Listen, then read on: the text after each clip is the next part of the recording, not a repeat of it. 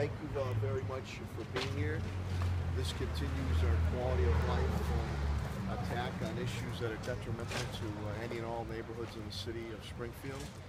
This house on Dresden Street, I want to thank all the individuals who are here from housing and fire, and Commissioner Stevie Desolette, my building commissioner, has been an ongoing issue dating back to 2008.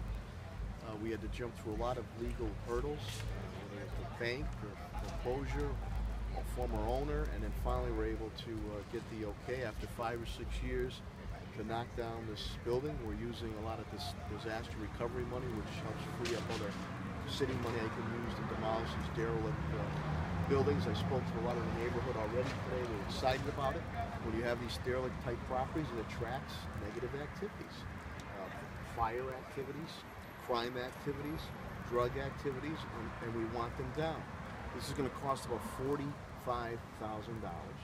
It is part of the Mason Square initiative that we have, not only with policing, but community outreach, which my point people are here, my Chief of Staff, Denise Jordan, and D. Moss, Daryl Moss.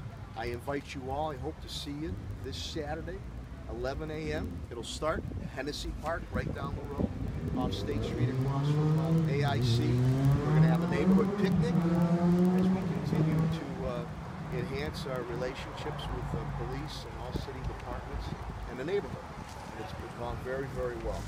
So again, we'll continue to knock down these derelict properties. We look forward to getting it back on the tax rolls to be a positive part of the neighborhood.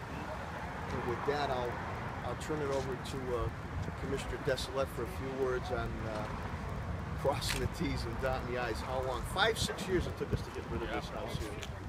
Commissioner Desolette?